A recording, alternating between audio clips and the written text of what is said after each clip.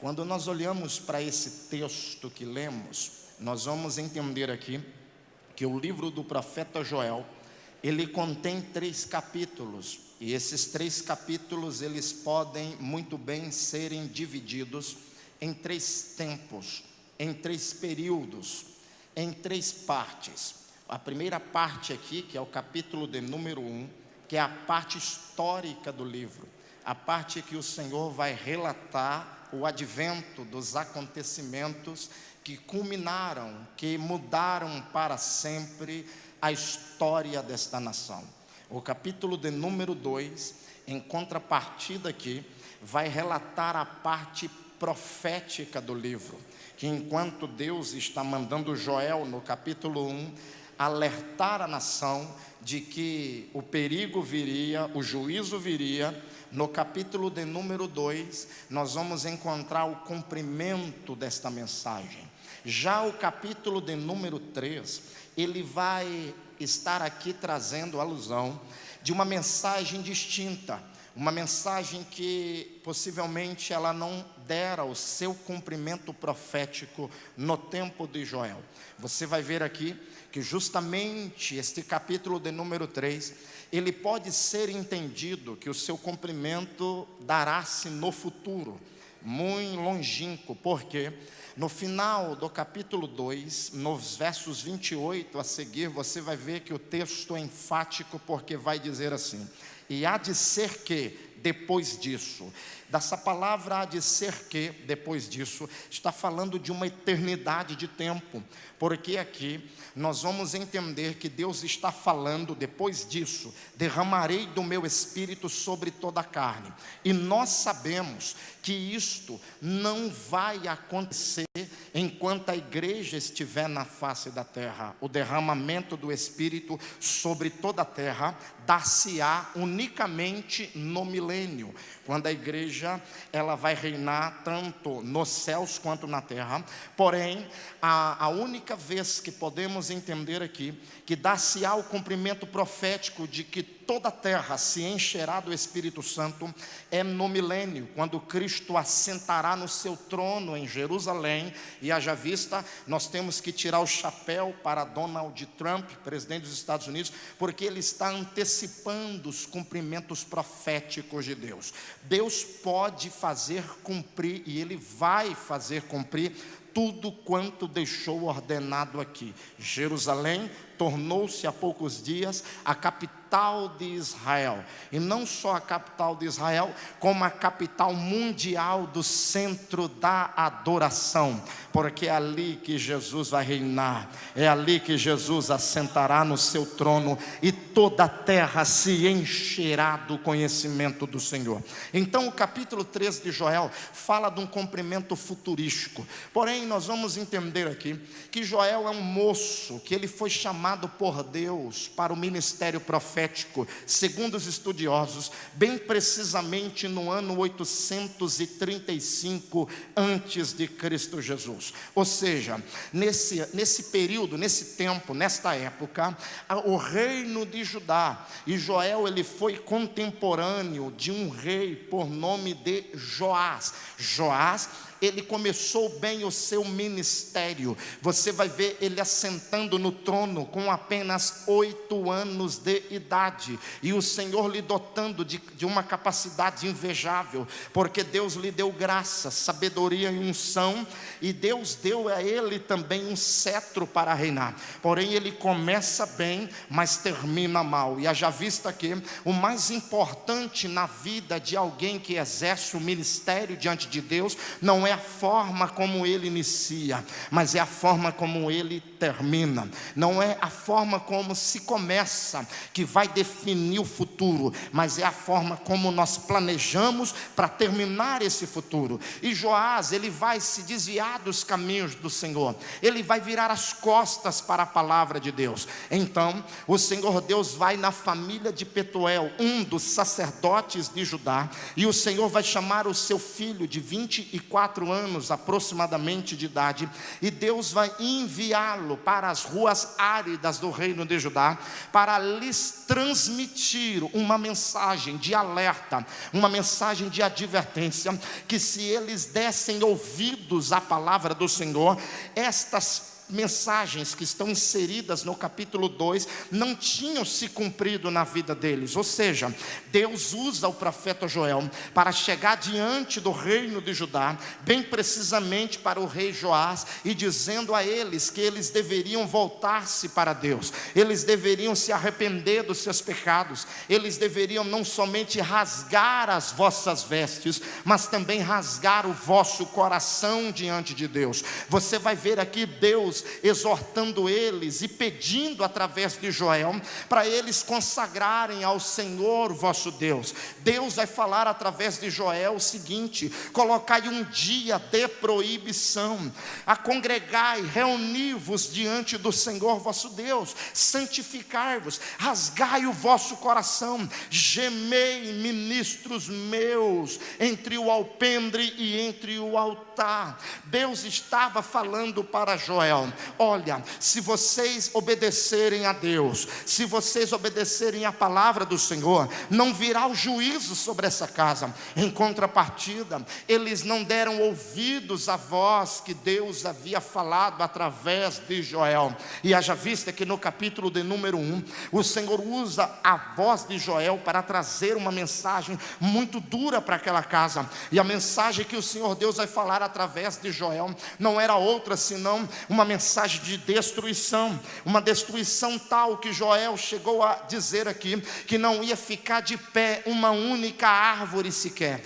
Todas as árvores do campo seriam arrancadas, todas as árvores, entre elas a videira, a macieira, a romoeira, todas as árvores do campo haveriam de serem dissipadas. E no capítulo de número 1 e no verso de número 5, Deus vai falar com Joel estas palavras: que um exército poderoso virá contra vós, e esse exército ele vem em forma de cavalos, em uma cavalaria, é um exército, é um enxame de gafanhotos. Haja vista que historiadores foram a fundo aqui e descobriram que esses gafanhotos que Joel profetiza no capítulo 1 e no verso 5, eles mediam de 10 a 16 centímetros cada, e apenas 25 gafanhotos eram capazes de destruir toda a folhagem de uma árvore com apenas 2 horas de destruição. Então, nesse enxame aqui,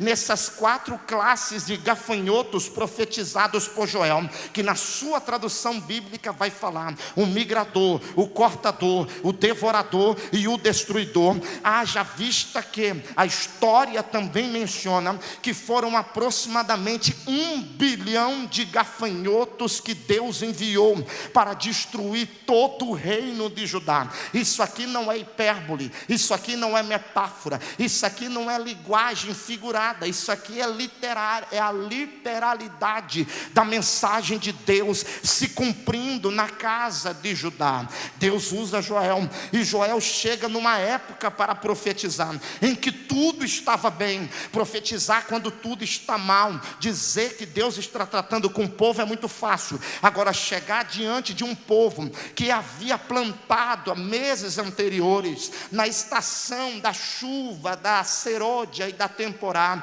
da chuva de abril e da chuva de outubro, tudo estava belo, as tamareiras haviam florescido, os lagares estavam todos transbordando de vinho, as eiras haviam se enchido de trigo, a palmeira dava o seu fruto, a macieira estava robusta, todas as árvores do campo estavam belas naquela época. E quando Joel chega para profetizar, ele não chega num tempo de sequidão, ele chega num tempo de fartura, ele chega num tempo que tudo estava perfeito, tudo estava belo. Eles só estavam esperando o tempo da cega, porque eles já haviam lançado as sementes no solo. Deus, o Deus de Israel, o Deus de Abraão, de Isaac, de também Jacó, havia sido generoso com eles nas estações anteriores, e havia enviado a chuva para regar a terra. Então eles só estavam esperando o momento da cega, o momento que Jeremias fala no capítulo 8 e no verso 20, dizendo: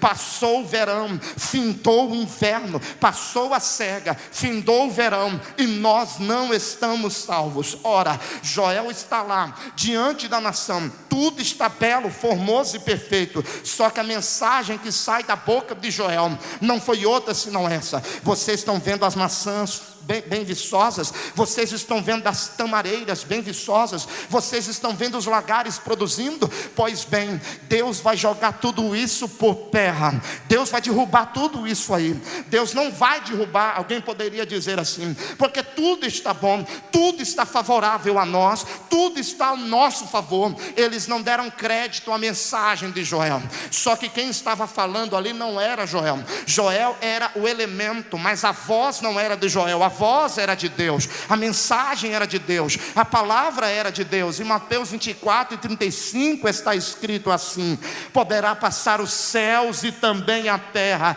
mas as minhas palavras, disse o Senhor, elas não hão de passar. Ou seja, Deus leva Joel para trazer uma mensagem de despertamento, de arrependimento, mas ao invés de toda aquela nação abraçar a mensagem do Deus vivo, eles viraram as costas para a palavra de Deus.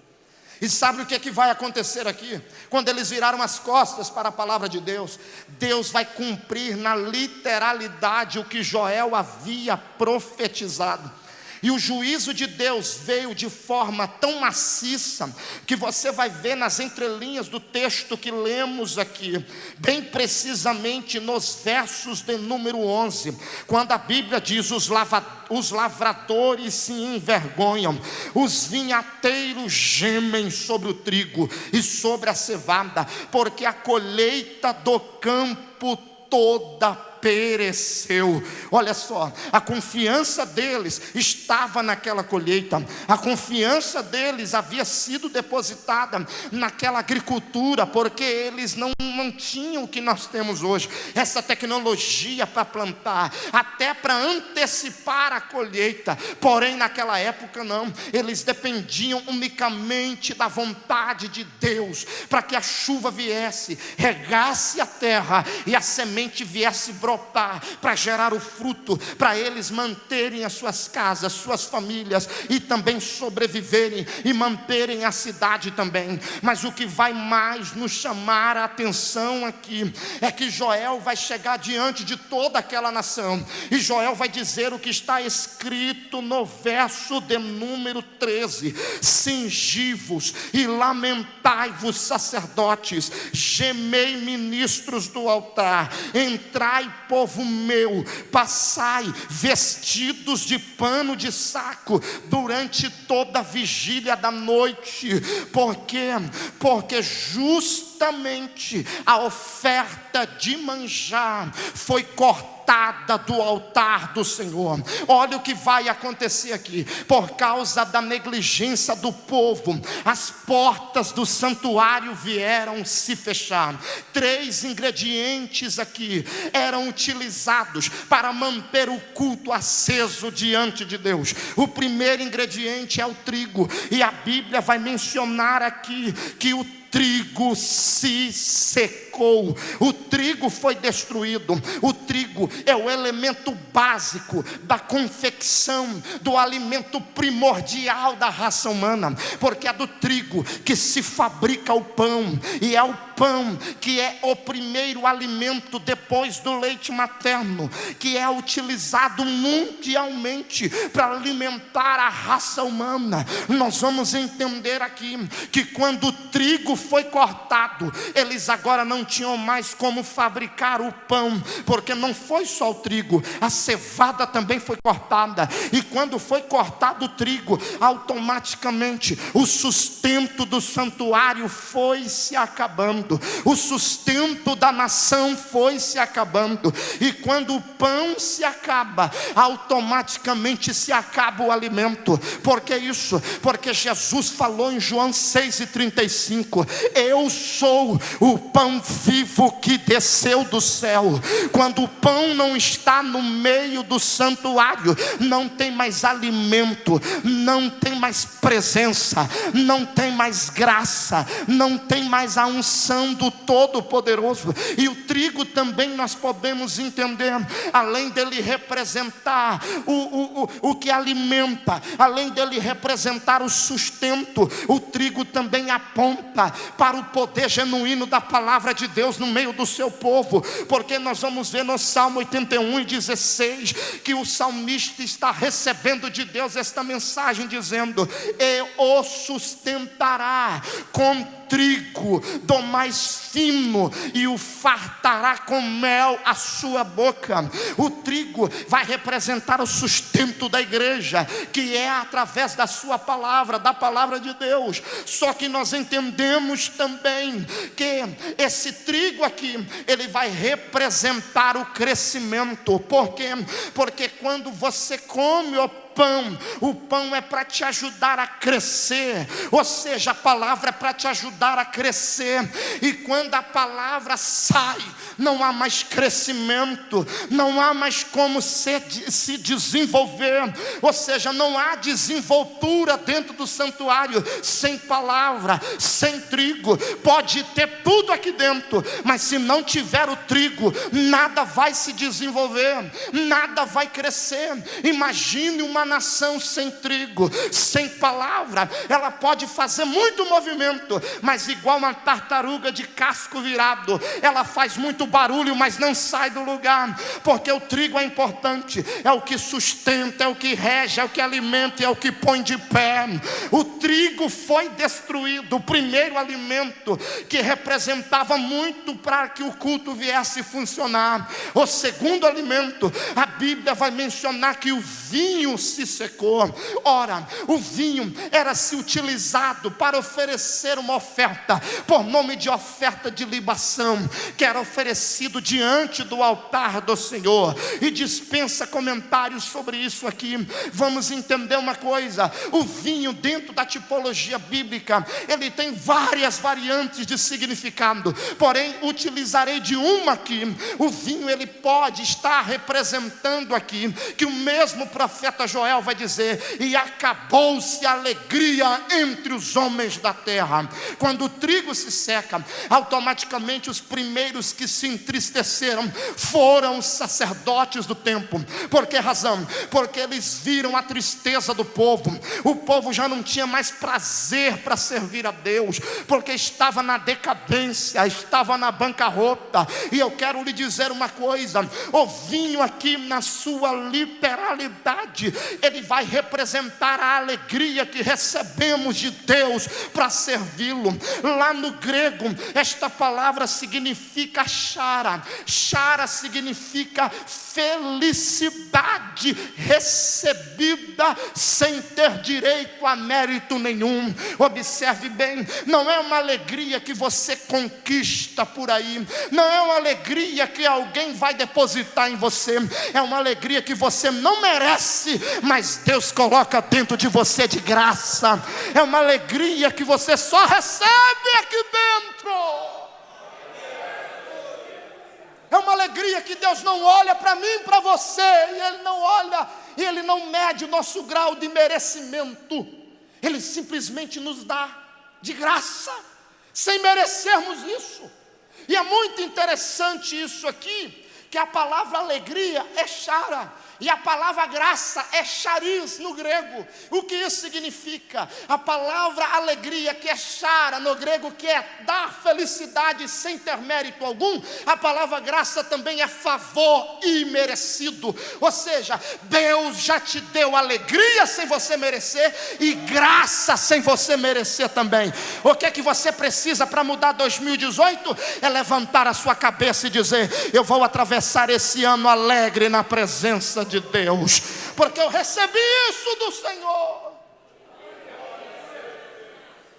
Esse segundo elemento aqui é extraordinário, porque você vai ver aqui que para nós não podemos medir circunstancialmente a nossa vida. O grau de alegria que sentimos, ele não pode ser medido pelas circunstâncias da nossa vida. Sabe por quê? Eu lhe apresento um profeta que vivenciou o caos, e diante de todo esse caos, sabe qual foi a oração dele? No capítulo 3, Abacuque, ele vai fazer uma das orações mais lindas da Bíblia, que tornou-se um célebre memorial, um célebre cântico de adoração a Deus. No capítulo 3, no verso 17 e 18, Abacuque viu Israel sendo derrotado, Abacuque viu o cativeiro, Abacuque viu o deserto, Abacuque viu as mortes, Abacuque viu as matanças, Abacuque viu tudo vindo sobre a nação. Mas sabe o que ele fez? Ele olhou para tudo aquilo e entendeu que Deus estava absolutamente no controle de tudo. E sabe o que ele fez? Ele vai escrever no capítulo 3, no verso 1 a seguir, quando ele diz: Senhor, tenho ouvido a sua palavra e temi. Aviva, Senhor, a tua obra no meio dos anos, a notifica. Na ira, lembra-te da misericórdia. Nos versos de número 17 e 18, ele vai olhar para a figueira do tempo de Joel, estava murcha, estava cortada. Aí ele vai dizer: ainda mesmo que a figueira não floresça, nem haja fruto na vide, ainda que decepcione o produto da oliveira e os campos não produzem mantimentos, ainda que não haja ovelhas nem malhadas no curral, ainda que o produto da oliveira minta, todavia nele eu me alegrarei e exultarei o Deus da minha salvação. Deixa eu te dizer uma coisa: talvez uns gafanhotos vieram no ano de 2017 e arrancaram coisas de você, talvez foi arrancado valores espirituais da sua vida. Eu quero lhe convidar a entrar esse ano de 2018 renovado no Senhor, cheio de expectativa, porque o Deus que permitiu vir o juízo sobre a sua vida é o mesmo Deus que tem a promessa para restituir os anos que foram consumidos. Aleluia! Você não pode medir circunstancialmente a sua alegria por problemas dessa vida. A sua alegria não vem da terra. A sua alegria não vem porque você tem uma casa ou mora de aluguel, tem um carro ou anda a pé. Isso não mede a sua alegria. A sua alegria, como disse Davi no Salmo 51, Davi cometeu vários pecados, mas um deles, ele se orgulha, manda Joabe, seu servo, contar o povo. Deus se ira. Sabe o que é que Deus faz? Deus manda um anjo descer, desembanha a espada, e 1/3 parte dos homens de guerra e dos homens de Jerusalém todos morrem. Sabe o que foi fazer Davi? Davi pega uma folha de papiro, pega uma pena, ele vai fazer um altar lá na eira de Araúna. Ele compra madeira, ele compra o terreno, ele se sacrifica a Deus, levanta um altar, e agora ele vai escrever o Salmo 51. Ele, em pecado, havia pecado, e agora ele vai escrever o Salmo 51, reconhecendo o pecado dele. Ele vai dizer: Deus, tira tudo de mim, tira o trono, tira o éfode, tira o quipá, tira o gorrinho, tira a espada, tira os 33 valentes que o Senhor me deu, tira os 400 homens de linha de frente, tira os 30.000 soldados, atiradores de elite, tira tudo, mas uma coisa, me devolva a alegria da tua salvação, porque sem ela não consigo viver, Deus. Não meça a alegria de Deus com coisas dessa vida, porque não vale a pena. A alegria de ter o nome escrito no livro da vida é incomparável. Não há dinheiro que compre isso. Esse prazer você deve senti-lo todos os dias.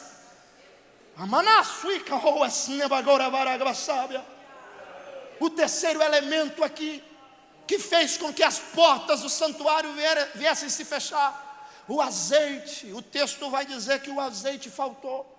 O azeite, ele era utilizado para se fazer muitas coisas naquela época, mas nós entendemos aqui que o azeite se utilizava para se fabricar uma espécie de remédio, de medicina. Lá em Lucas 30, lá em Lucas 10 e verso 30, a parábola do bom samaritano, do hino que foi louvado a Deus aqui, Fala do bom samaritano, o que é que ele utiliza para curar as feridas do publicano que estava caído? Azeite.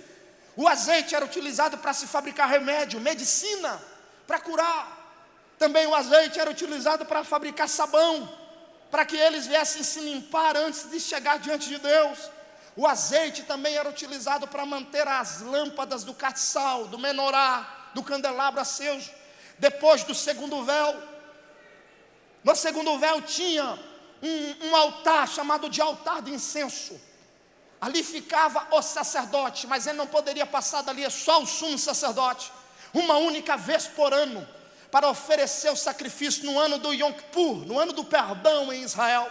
Uma vez por ano, o sumo sacerdote entrava dentro do santuário, e lá dentro do santuário, 3 peças santas. Lá você ia encontrar a arca, você ia encontrar a mesa com os pães da proposição, e você ia encontrar o candelabro. O candelabro, o menorá, o castiçal, ele tinha 6 hastes menores e uma haste maior no centro. Todas estas hastes feitas em cima com botões de almendas, feito de ouro batido. E em cima tinha uma conchinha para se armazenar azeite. Por que o azeite? Porque ela tinha que estar acesa. O castiçal tinha que estar acesa para iluminar a arca, para iluminar o santo dos santos. Ou seja, era anualmente, nunca poderia se apagar. Tinha um servo de um sumo sacerdote que cuidava disso. Anualmente não poderia se apagar. É por isso que lá no capítulo 3 do primeiro livro de Samuel, a Bíblia diz: antes que a lâmpada de Deus se apagasse, Deus chamou Samuel 3 vezes pelo nome, porque não poderia se apagar aquela lâmpada. E agora o azeite vai se acabar, a lâmpada do castiçal vai se apagar. Não tinha como mais manter tudo aceso. Tiveram que fechar as portas do templo. E os sacerdotes agora se reuniram na praça oriental em Judá e começaram a gemer, a jogar cinza para o alto e a se lamentar diante de Deus. Aí sabe o que vai acontecer aqui? Eles vão olhar para a profecia de Joel, que não foi simplesmente azeite, trigo e vinho que se acabaram. Eles visualizaram também uma mensagem de Joel mais terrível ainda, cumprindo-se nos dias deles. O que foi isso? Eles viram no cumprimento da mensagem de Joel que todas as árvores do campo se secaram. 5 árvores espirituais representam a força de Deus sobre a casa de Israel. 5 árvores que Joel nomeia aqui no verso 12 do capítulo 1. Estas 5 árvores, todas elas foram cortadas, todas elas murcharam e todas elas secaram. Quando isso acontece, todos os sacerdotes agora vão se lamentar diante de Deus, vão chegar diante do Senhor de joelhos dobrados, na humilhação, dizendo: Senhor, faça alguma coisa por nós, faça alguma coisa pelo seu povo, Senhor. E vale a pena você lembrar aqui que estas 5 árvores que Joel nomeia, elas não só têm significado espiritual para a casa de Israel, mas elas têm significado espiritual para nós também. E é interessante você ver aqui que no verso 12, Joel vai dizer assim: a vide secou. Diga bem forte: a vide secou. Diga mais forte, diga assim: a videira secou. Você tem noção do que significa o secar da videira na minha, na sua vida? Você tem noção do que significa visualizar a videira se secando? Só para te fazer lembrar, em João capítulo 15, olha o efeito disso. Jesus chega diante do seu colégio apostólico, 12 apóstolos. Jesus chega diante deles e Jesus vai dizer algo extraordinário. Ele vai bater no peito e vai dizer assim: eu sou a videira verdadeira, o meu Pai é o lavrador, vós sois os ramos, enxertado na videira que é Jesus, no Pai.